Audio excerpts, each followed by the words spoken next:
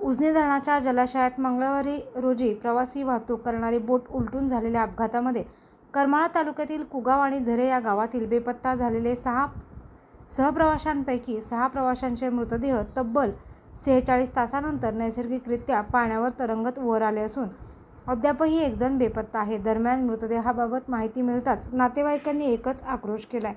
मंगळवारी सायंकाळी सोलापूर जिल्ह्यातील करमाळा तालुक्यातील झरे गावात राहणारे गोकुळ उर्फ कृष्णा दत्तात्रय जाधव वय 30 वर्ष, त्यांची पत्नी कोमल गोकुळ जाधव वय 25 वर्ष, लहान मुलगा समर्थ गोकुळ जाधव वय 1.5 वर्ष, मुलगी वैभवी गोकुळ जाधव वय 3 हे संपूर्ण कुटुंब तसेच सोलापूर येथे कार्यरत असणारे सहाय्यक पोलीस निरीक्षक राहुल डोंगरे, करमाळा येथील आदिनाथ सहकारी साखर कारखान्याचे चेअरमन यांचे पुत्र गौरव धनंजय डोंगरे वय 24 व बोटचालक अनुराग अवघडे वय 21 असे 7 जण कुगाववरून कळाशीकडे निघाले.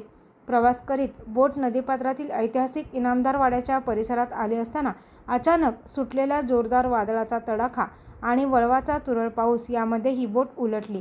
यावेळी पोलीस अधिकारी असलेले राहुल डोंगरे हे पोहत तळाशीच्या दिशेने आले आणि इतर 3 पुरुष, 1 महिला व 2 बालके असे 6 जण बेपत्ता झाले.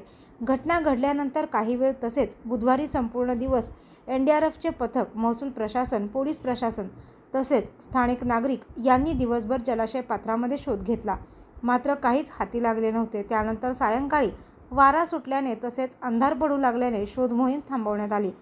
आज गुरुवारी पुन्हा सुरू करण्यात आली आहे. दरम्यान घटनेला 46 पासून अधिकचा कालखंड उलटलेला असल्याने इनामदार वाड्याच्या परिसरातच या 6 बेपत्ता प्रवाशांपैकी 5 प्रवासी यामध्ये 2 पुरुष, 1 महिला व 2 बालके यांचे मृतदेह पाण्यावर नैसर्गिकरित्या तरंगत वर आल्याची माहिती मिळाली.